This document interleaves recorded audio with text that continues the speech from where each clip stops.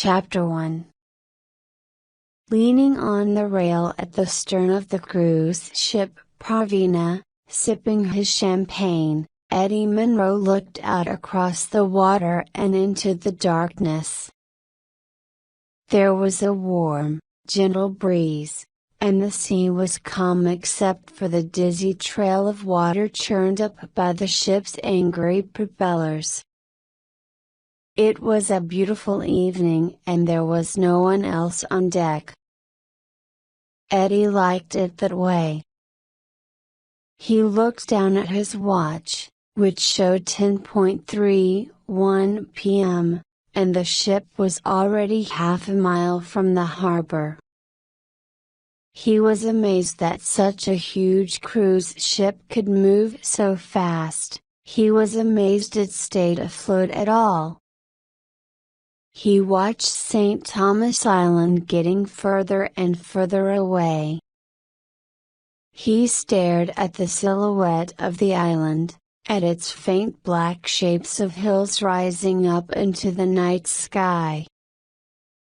Eddie smiled to himself as he noticed he could no longer see where the lights ended and the stars began. He finished his champagne and, for good luck, threw the glass far out into the sea. He never heard it drop. He couldn't see much at all in the warm Caribbean darkness, but he noticed for the first time how high up he was. The sea was a long, long way down, he thought. At this point his wife, Lynn, came out looking for him, wearing her long black evening dress and the silk purple scarf she had bought on the excursion earlier in the day. Her hair was dark and short with plum-colored highlights. He turned to put his arm around her as she joined him. He noticed her perfume, a powerful and luxurious scent. "Hello," he said, turning round. "You smell nice. And you look lovely. Are you married?" "Yes, thank you. To a very wealthy man, so you have no chance," she said, smiling. "Ah. But so am I." "Ah, so you're married to a wealthy man, are you?" "I mean I'm wealthy. Very rich, in fact." "Well, aren't you the lucky one?" Lynn said. "Yes, so if you're lucky, I might buy you dinner," said Eddie, turning back to look out to sea once more. "Well, lucky me. How can I refuse such charm?" She looked at him and took hold of his hand. She smiled and stared out into the night, to the island which was now even further away. "I thought I'd find you out here," she said. "How many glasses have you thrown into the sea this evening?" "Only 2, he said. "Eddie. It's good luck." "No, it isn't. Not if you're a fish and you get hit by a glass. The fish might like it. It's probably quite boring being a fish. The sudden arrival of a champagne glass might brighten up your life." "Or end it," she said. "It's fun," said Eddie. "You should try it." "I think I've had enough champagne," his wife said. "I love the way the glass disappears the minute it leaves my hand, and the sea eats it up." You can't see it falling and you can't hear it hit the water. But you know it's landed, dived in and sunk to the bottom.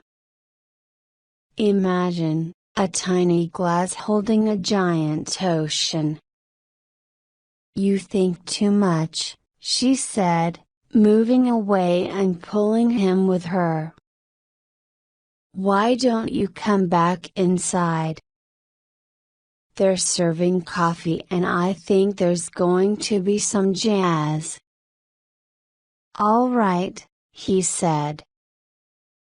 Just a few more minutes.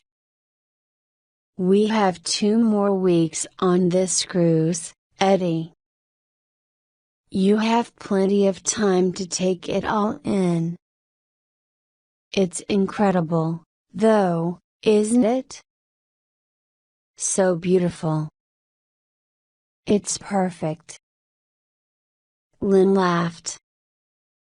It's completely black. I can't see anything in the dark. I know. But it's all out there. The blue sea, the white sand, the palm trees, the boats. The champagne glasses. Very funny, said Eddie. Then he pointed to the horizon. Look over there at the dots of light. Do you think they're lights on the island or stars? Lynn looked hard into the night and gave it some thought. Lights. But you're not sure. I am sure. I'm always sure. He said. How is that? Because I'm always right, she said, smiling. Oh really? Of course. I was right about setting up your own business, wasn't I? Yes. And I was right about selling the business off this year for $20 million, only 16 years after starting. Possibly, he teased. He wouldn't give in so easily. And I was right to let you take me on this cruise to relax and celebrate in style. Oh, I see. How generous. Just think.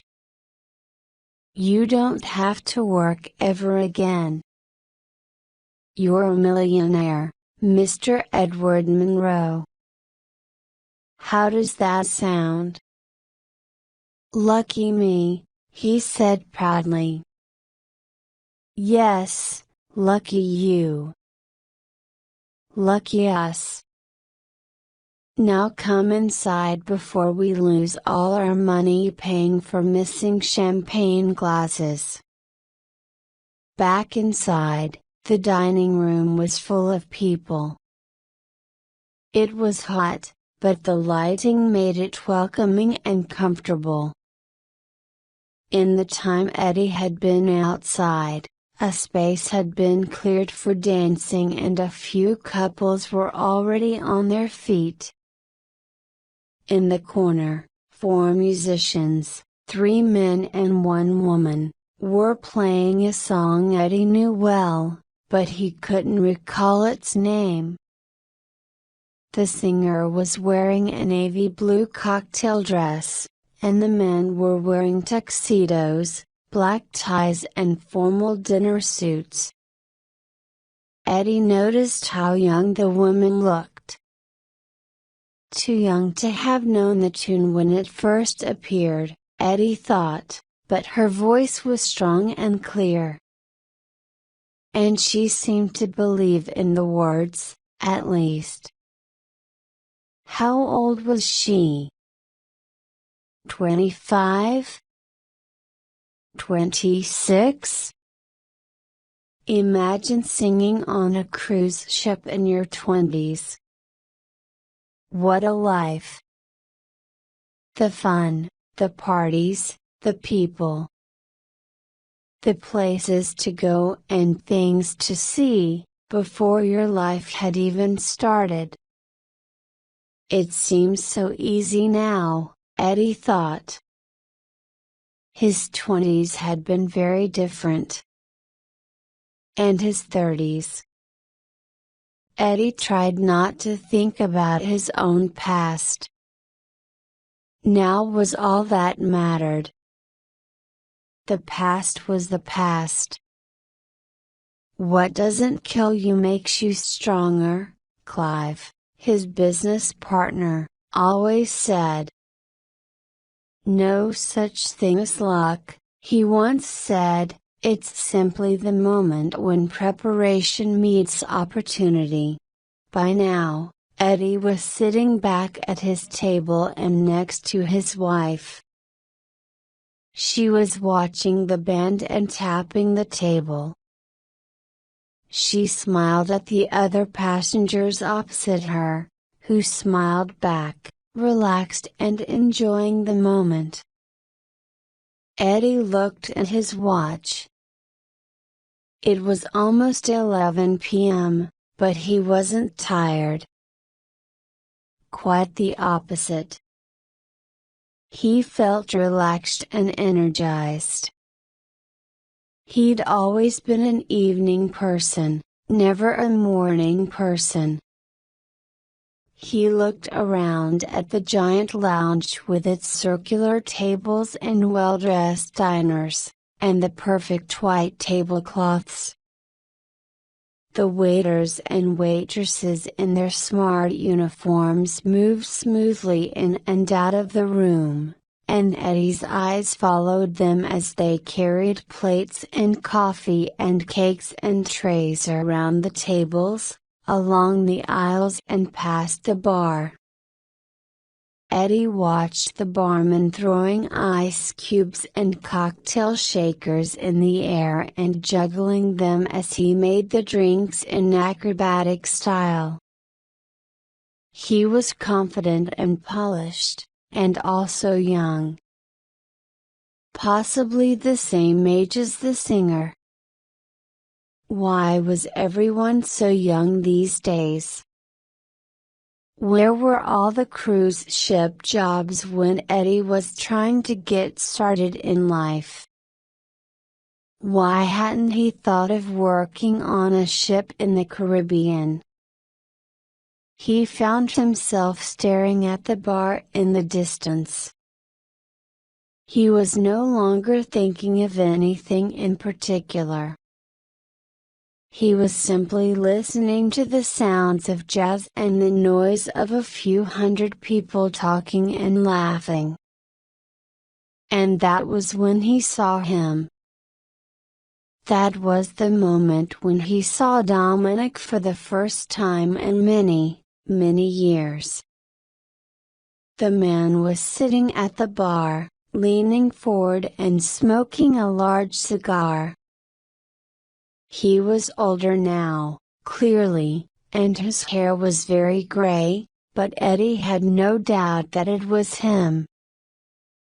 He couldn't believe that awful man was here on the ship. And then everything was different. Nothing was the same. All was spoiled. Just like before. Chapter 2. You know your problem, Eddie? Said Dominic Stevens in his office. You're too hands-on. He leaned back in his large, leather chair behind his glass desk. He seldom made eye contact. His shoulders looked tense and his neck was hidden. I don't understand, said Eddie. How can that be a problem? The team really appreciates my style and the customers love it. It's what I do best. It's why I was brought here in the first place." "Oh, really?" said Dominic, clearly unimpressed. "I know for a fact that Ann and Gary didn't want an executive to run things. They wanted someone with practical experience, and drive, and lots of it. They said dull and uninspiring executives and managers have come and gone and there's been no direction, no feeling for the business. No passion." "And you have passion?" said Dominic. "Yes." "Do you?" "This isn't about me, Eddie. It's about you, and it takes more than passion to do this job. You need to be a leader." "I am a leader," replied Eddie. "I've done it for years. My track record speaks for itself." "Well, you can't do it all by yourself." "I'm not trying to do it all by myself, Dominic. I'm building a team. I'm training new people. Resources are limited. It takes time." "We don't have time, Eddie." What did Dominic Stevens know about passion or time? Wondered Eddie. The only passion he seemed to have was being in charge. And golf. He seemed to have a lot of time for that. He even kept his clubs in the corner of his office. And today was Thursday. On Thursdays he always left early to play golf and he didn't even try to hide it. Eddie was so angry his mouth was dry. "I don't know why you have a problem with me, Dominic. There's nothing wrong with my performance. Quite the opposite, in fact." "Oh, really?" "Yes.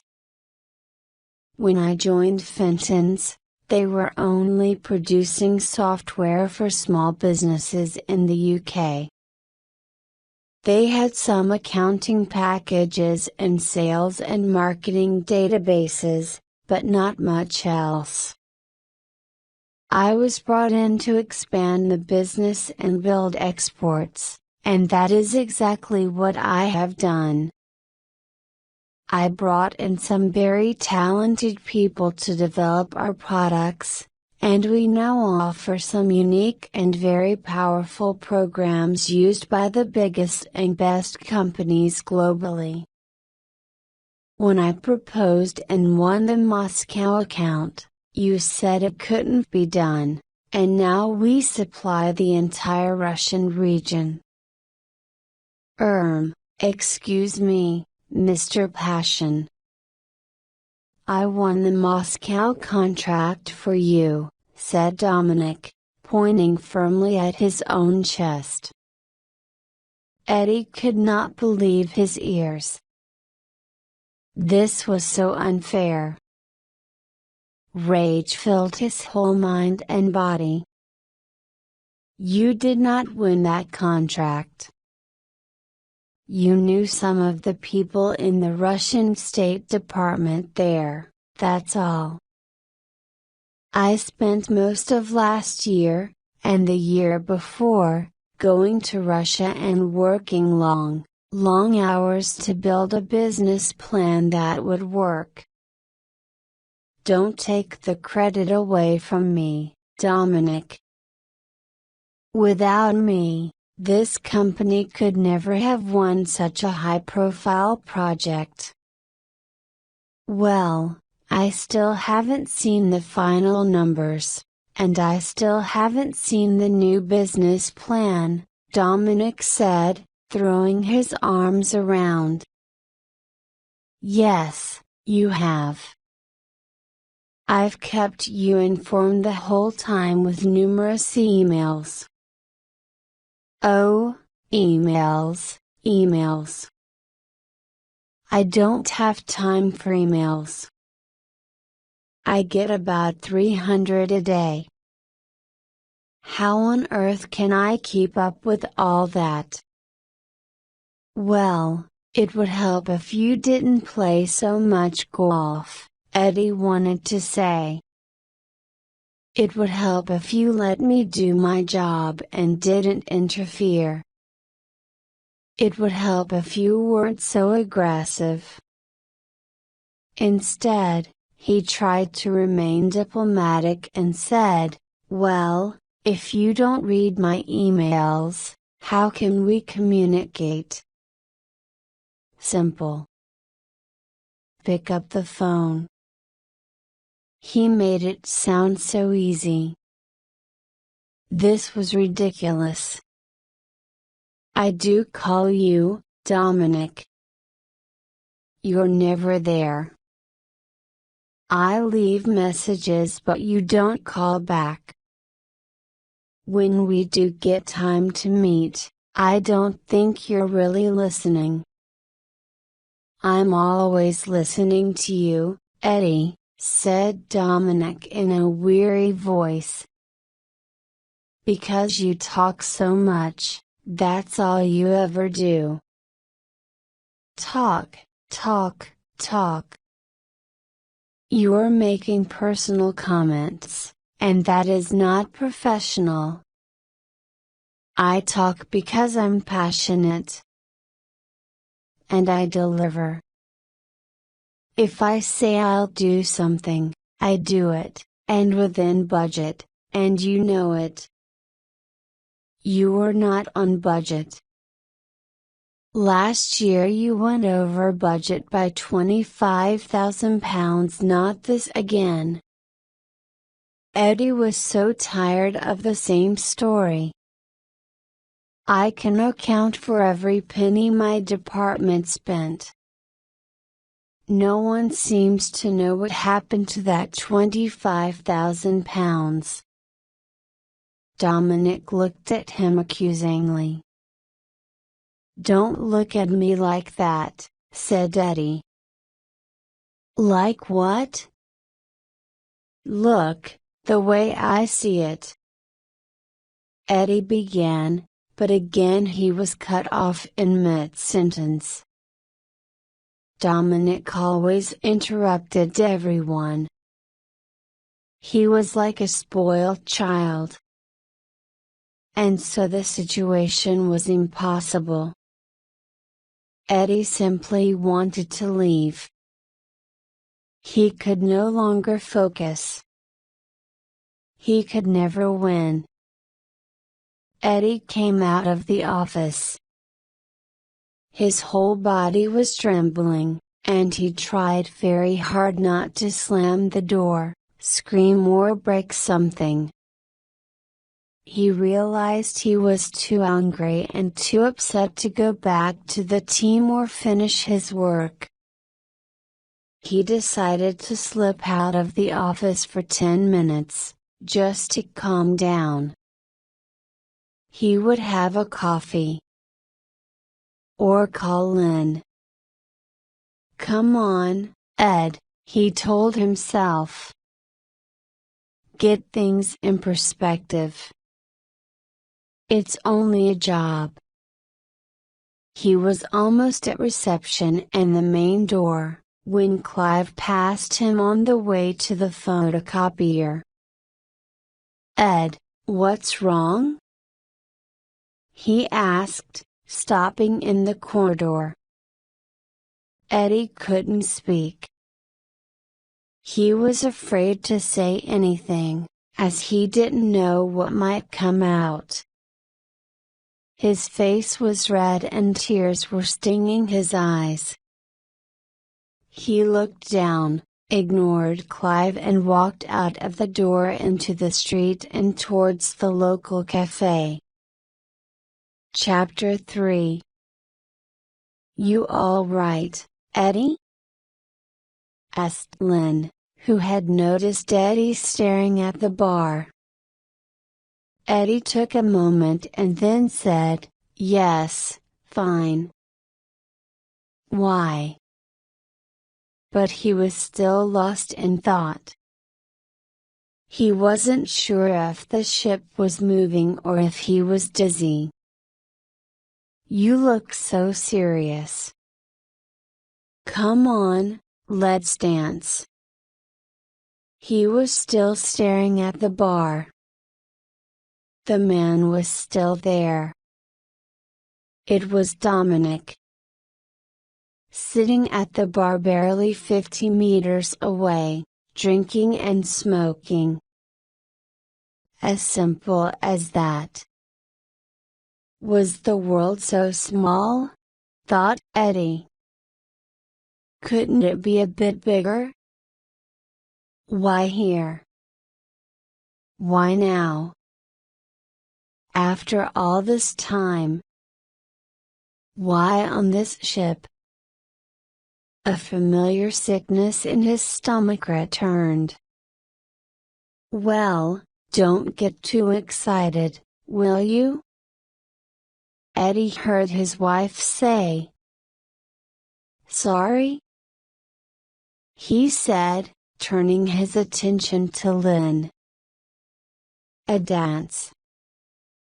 Can we dance?" Lynn said impatiently. "Yes, sure." "Sorry."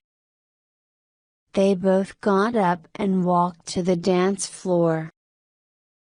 They held each other and danced slowly for the final verse of yet another song whose name Eddie couldn't remember.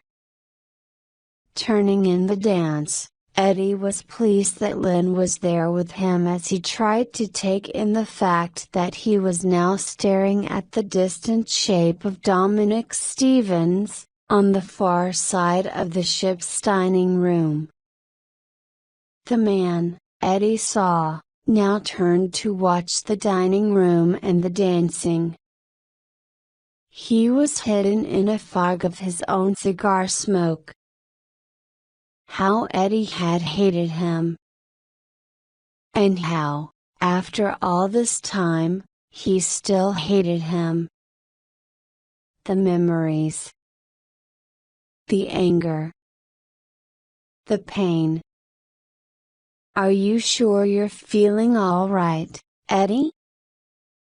asked Lynn when they got back to their cabin. Eddie was sitting on the bed staring into space. "Yes. Just tired. I think I'm still jet-lagged, and I'm tired after walking on the island today." "You sure?" "Yes. That trip on the glass-bottom submarine was amazing, wasn't it?" "Yeah," said Eddie. But he still couldn't think straight. His mind was filling up more and more with the terrible realization that Dominic was on the ship. Lynn knew him too well. "Eddie," she said, sitting down beside him, taking his hand and looking at him. She stroked the back of his head. "What's wrong?" Eddie had decided to accept that the trip was now spoiled. Did he need to spoil it for his wife? She didn't have to know. They would have their luxury cruise and go home to a new life. The ship was big enough. Dominic and Eddie both looked older and Dominic probably wouldn't even remember him, so why worry about it? But all the old feelings were there again, and Eddie could sense his energy slipping away just thinking about it. It showed on his face and Lynn could see it. Eddie could never hide much from his wife, and before he knew it he found himself weakening. "It's Dominic. He's on the ship." It sounded so strange to Eddie to even say those words. There was a pause. Lynn looked more closely at her husband. "What?" said Lynn quietly. "Dominic Stevens?" "You're kidding." "I'm not kidding, Lynn." "I wish I was," said Eddie. "I haven't heard that name in a long time." "Well, he's here." "How do you know he's here?" "I saw him. He was sitting at the bar this evening when we came in from the deck." "Eddie, we were sitting on the other side of the dining room. You could hardly see anything." "How can you be sure it was him?" "Oh, I'm sure, Lynn. No mistake. The same fat, lazy bloke. But less hair now. And gray. And fatter." Lynn was still trying to take it in. "Dominic Stevens is on this ship?" "Yes." She waited a moment. "Oh, Eddie." They both sat there for a moment. Then Lynn spoke again. She was already recovering. "Well, look, it's a long time ago, Ed. It doesn't matter anymore." "He doesn't matter anymore. He's nothing. You don't have to talk to him." "I know." "It's a big ship," Lynn continued. "It's extremely unlikely you're going to meet him." "I saw him at the bar," said Eddie.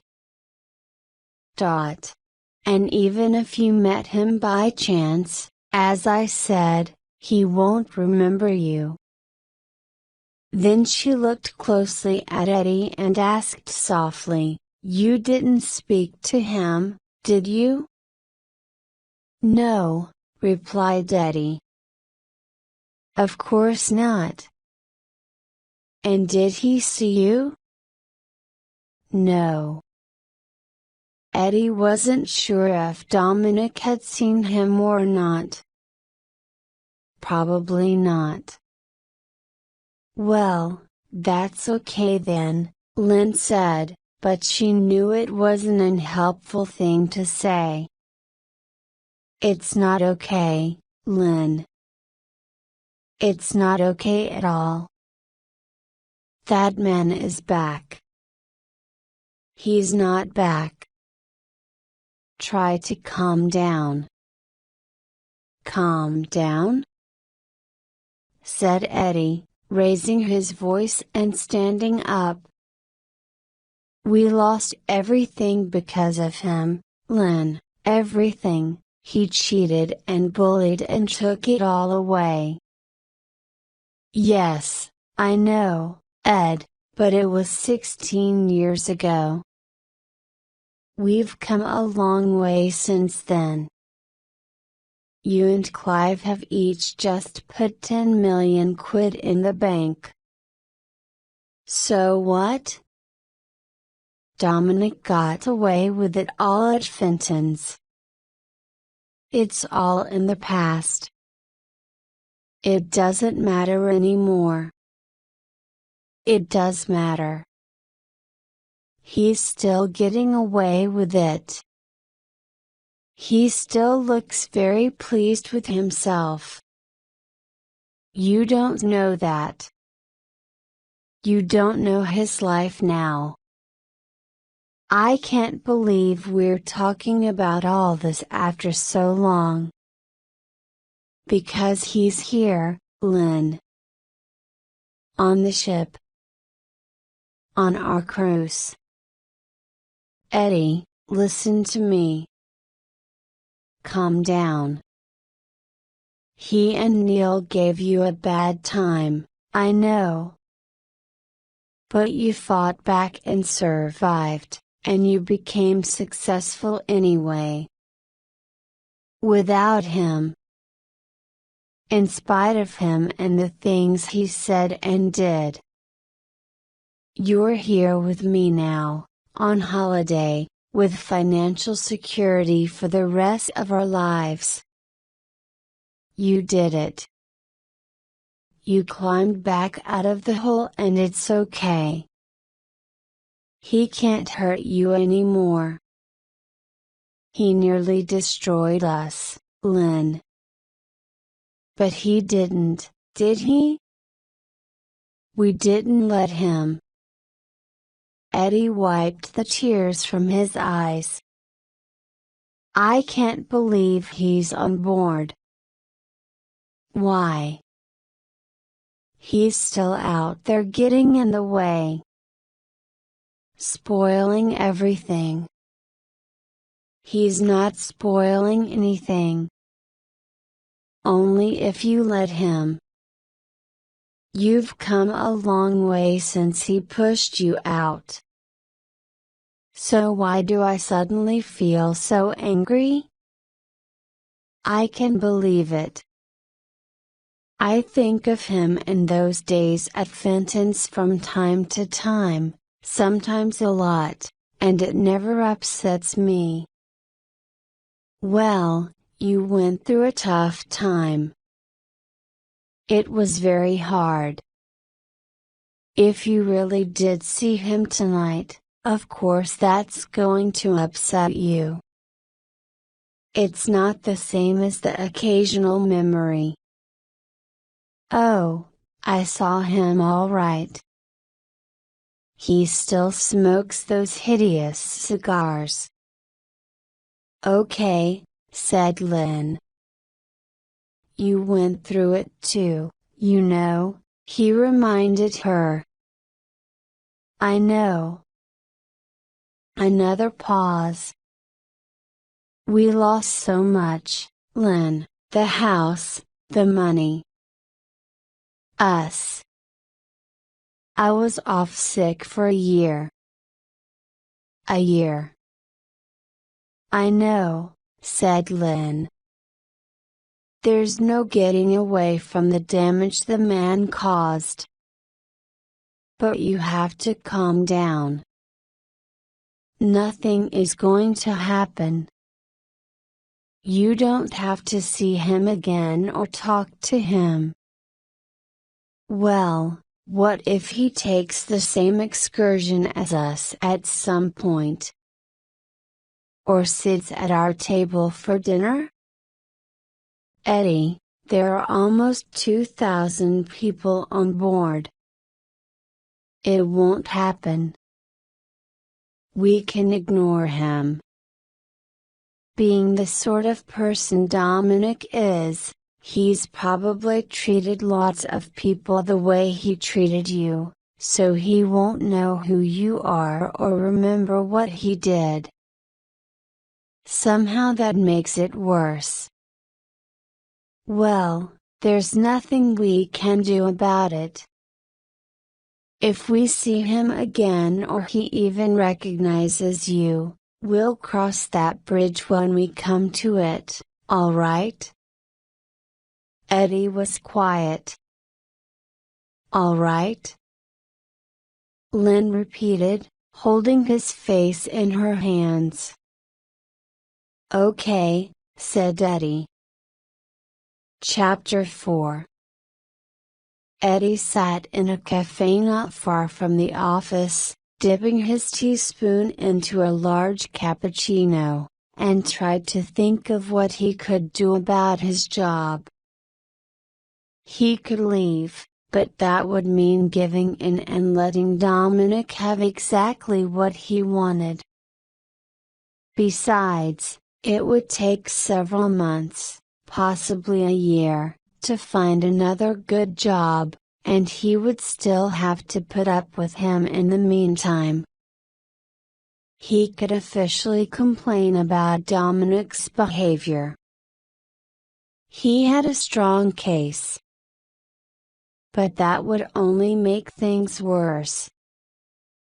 Somehow Dominic had Gary, the CEO, on his side.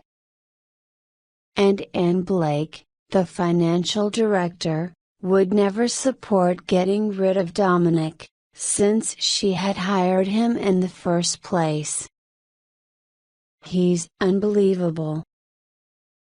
He actually said I was too hands-on, said Eddie, stabbing at his drink with his spoon. Really? Said Clive, who had left the office and found Eddie sitting in the cafe. Yes. He also said I wasn't a leader and that Moscow was his deal. You're joking, said Clive. He seemed genuinely surprised. That deal was yours. Everyone knows that. Then he said my communication wasn't good enough. Eh? He can talk. He's got no people skills whatsoever.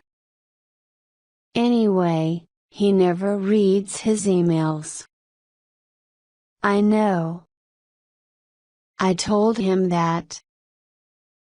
He said I should phone him, and Eddie laughed in disgust. He's never there. Exactly. I said that too. It's pointless, Clive. He doesn't listen and he interrupts all the time. He's so smug. He thinks he's right about everything. At least you're not alone. Everyone has the same problem with him. Well, what is his problem? It's obvious. He's insecure. Well, it's not obvious when you're sitting in a meeting with him. He's a bully in a shirt and tie. All bullies are insecure. Maybe his dad didn't show him any love. Maybe his dad's worse. Eddie tried to smile as he looked out of the window, as if the answer were out there somewhere. Maybe if he were to look long enough, the answer would come and find him. He doubted it. He was exhausted. Clive, how do they get to be in charge, these people? They're utterly useless. He's useless.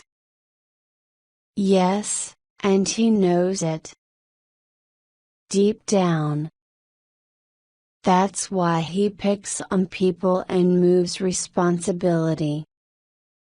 No one actually knows what he does. Yeah, and by the time they find out they have to pay him a year's salary, and then he gets another job. That's his skill, though. He talks well to the top guys. But the real people don't respect him. I spoke to someone at Gallagher's the other week, where Dominic worked for about 2 years. They said the same thing. Do you think he has any idea what people really think and say about him? No, I don't think he does. He's so superior in his own mind he probably thinks we're all losers. But he knows I'm good. He knows you're good too, and that really irritates him, because we know this job and he doesn't. He just moves tasks and people around all day and calls it strategy. I know, said Clive. They both stared out of the window. Did you hear what he said to Steve the other day? Asked Clive.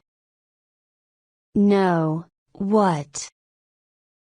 Dominic told Steve that he got the top job because Anne and Gary saw him as a wise ambassador. Wise? Ambassador? Ambassador for what? Who knows? He's in his own dream world. Did he really say that? Yes. And when Steve questioned it, Dominic then said he was older than anyone else anyway. Unbelievable. Who knows what he thinks? He's not like us. I think that scares him. Where do these people come from? I don't know, mate, but they soon move on. We just have to hold on. Look on the bright side, it couldn't get any worse. But Eddie wasn't so sure. Eddie had the feeling that things were going to get a lot worse. And he was right. Back at home, Eddie spent the evening trying to catch up on the work he'd missed that afternoon, and looking at the many emails he had sent Dominic. It was a nightmare. Again and again he considered walking away from the job, but it hurt him more simply to give up. Besides, he was enjoying the Moscow project, and he had done so much work for it. When he was in Moscow, he could get on with things. He loved Russia and he loved the people there. It was such a different world from the UK, and the owners of Zarya, Dima and Tatiana, always made him feel so welcome. Over time Eddie had had to explain to them some of the difficulties back in London, and they had been very helpful. Eddie was reading one of Dima's emails and smiling again when Lynn walked into the room. "Will you be much longer?" asked Lynn. "Maybe. I'm behind on some deadlines, and today's battle with Dominic didn't help." "Just leave it now, Ed." "Come to bed," said Lynn. "I can't. There's so much. Too much." "There's always too much," Lynn replied. "It will still be there in the morning. Give yourself a break." "Yeah, well, that's true, but with Dominic I have to be extra careful. He picks on everything. He's an idiot." "Yeah, I know it, and you know it, and everyone else knows it, but he's still the boss." "Well, what I mean is just ignore him." "How can I ignore him, Lynn?" "He's the boss. He runs the division. He runs me." "Well, Don't let him, said Lynn. I'm not letting him, shouted Eddie. I'm trying to stop him. That's the problem. There's no need to shout, Eddie. I'm not deaf. Well, you're not being very helpful. Thanks a lot, she said sarcastically. I'm doing my best, sorry. I was hired to build a team, win a project like the one in Moscow and make things profitable. He was brought in to oversee the whole division. Then he gets bonuses for doing very little, and I get the blame when the numbers suddenly don't add up. Your numbers are fine. Not according to Dominic. Why? Oh, well, during our useless meeting today, he brought up that old story about being £25,000 over budget, when everyone knows he fixed the numbers. Somehow he gets his bonuses and puts any blame on me. I'm almost certain now that he wants me out, Lynn. Surely not. He needs you. If it weren't for you, good people would have left ages ago. Besides, who else could move Russia along? Oh, don't mention Russia. Why? That's your big success story. Oh, he keeps going on about the fact that he won the Moscow contract, not me. What? That's just not true. I know. What about Ann and Gary? Can't you talk to them about all this? They've changed, Lynn. I've hardly seen them since the new partners came in.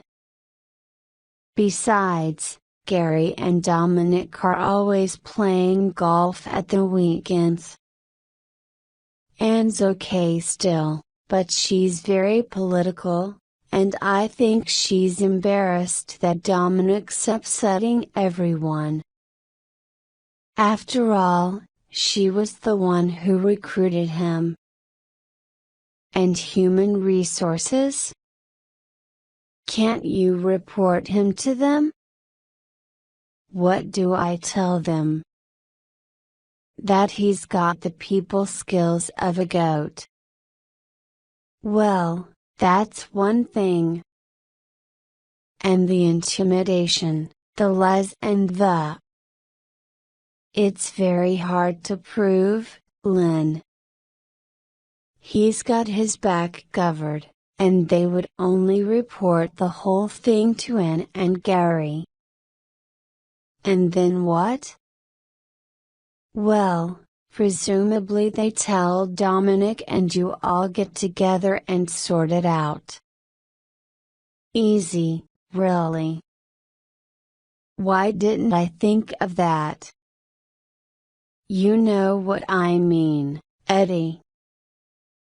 There's no need to be sarcastic. I'm only trying to help. I hate it when you're like this. Well, you're not living in the real world, are you, Lynn? You're a primary school teacher, for goodness sake. If things go wrong, you all get into a circle and sing a song about it. Or draw a picture. It's not that simple when you're in a multi-million-pound business and... But Lynn had heard enough. She was already leaving the room. Eddie stared back at the open screen on his laptop at hundreds and hundreds of emails.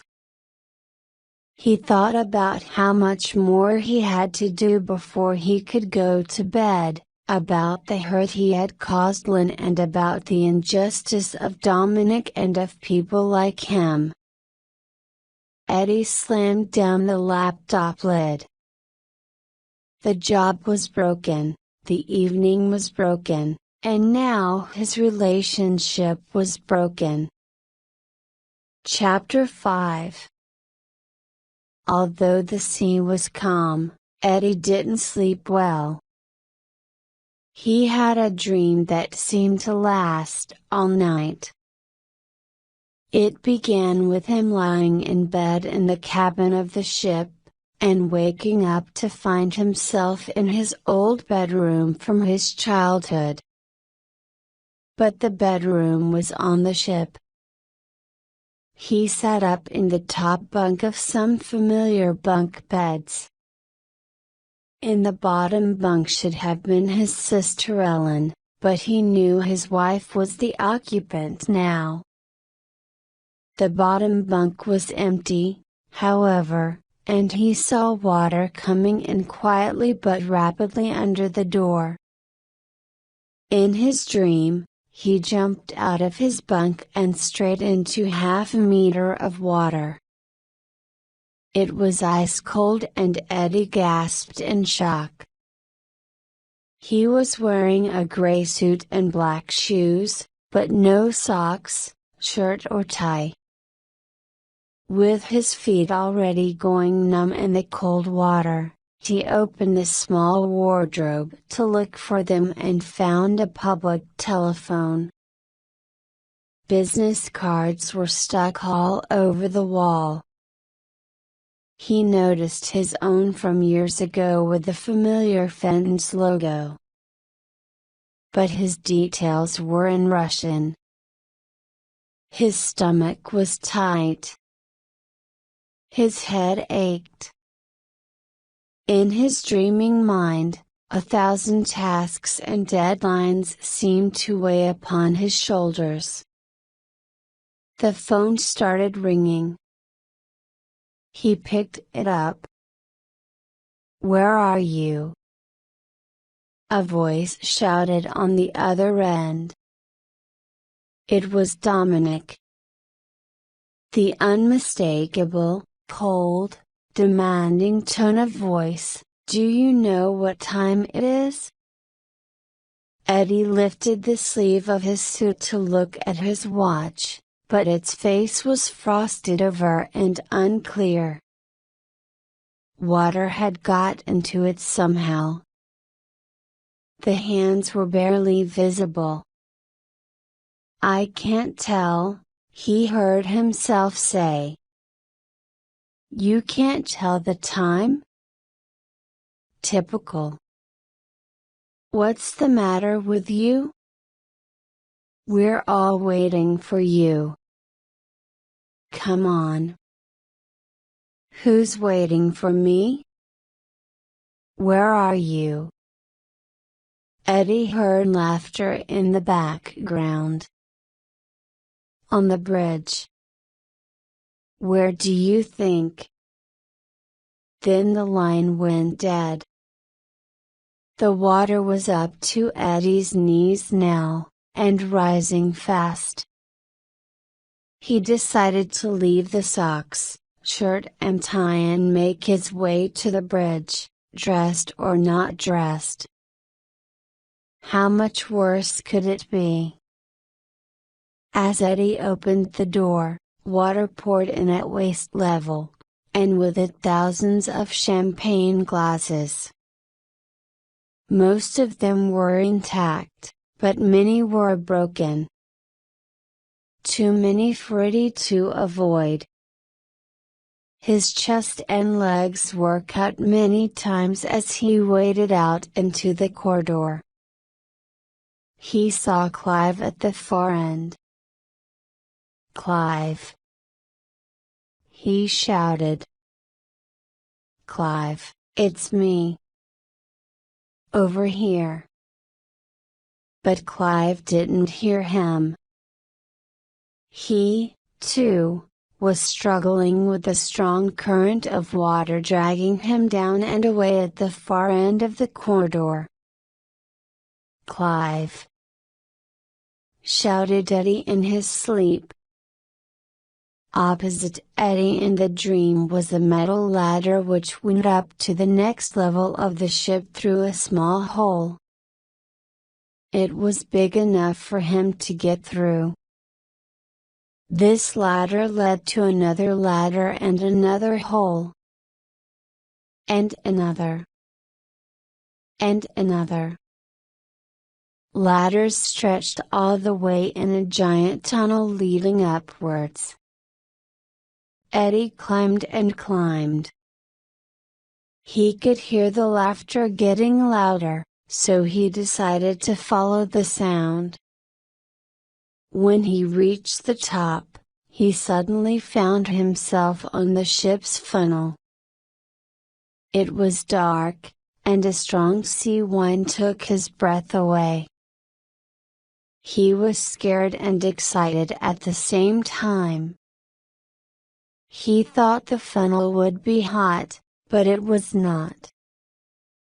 It was at an angle, and he was looking up into the sky, almost touching the stars themselves. "They're stars, Lynn. Not lights." "You were wrong," he shouted again. In reality, his shouting woke Lynn up. Then he looked around and saw that the front part of the ship was already underwater and the ship was sinking. "Lynn!" he shouted. This time it was a scream. That was when he slipped and fell and, in his sleep, flung out his arms to save himself. But there was no impact. Instead he was now standing on the bridge of the ship, which was full of people from work, from his days at Fenton's. People he hadn't thought of in all this time. People he thought he'd never remember again. People he certainly didn't want to see again. Anne and Gary were there, but they were behind Dominic, who stood by the wheel in his captain's uniform staring at him. He was older now and heavier. The way Eddie had seen him at the bar. "Glad you could join us. We're only sinking, you know." "What's going on?" said Eddie, looking around. The jazz band was playing in the corner, but the female singer was not the girl he had seen earlier. Instead it was Lynn, singing a song whose name escaped him. Lynn? She didn't look at him. She was looking away and singing. "Lynn. What are you doing here?" shouted Eddie, confused and frightened. "I'm the captain." "What does it look like?" said Dominic. "Number." "Not you." "Lynn. What's she doing here?" She wasn't paying him any attention. More and more people were coming onto the bridge. He saw Dima and Tatiana. They spoke in Russian. Eddie couldn't hear them over the laughter of the crowd. "I can't hear what they're saying. And I can't remember the name of the song." "Never mind that, Eddie. We've got more important things to do." What? Laughter. We're sinking, no thanks to you. Why? What have I done? More laughter from the crowd. A familiar face appeared. It was Neil. Champagne glasses, Eddie. Champagne glasses, he said. What about them? What about them? Shouted Dominic. They put a hole in the ship, you fool. That's impossible. Fear filled Eddie's mind and body. Oh, really? Take a look around. Glass everywhere. Holes in the side of my ship. It's not your ship, protested Eddie. Who cares? We'll be underwater in 10 minutes. 15 at the most, added Neil. Shut up, Neil. You're only here because of Dominic. Then he heard a loud buzzing. A giant helicopter arrived and flew over the front decks. And another. 3, 4, 5. Dozens. Like bees around a beehive.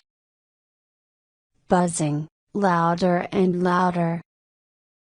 They flew around and shone powerful lights onto the bridge.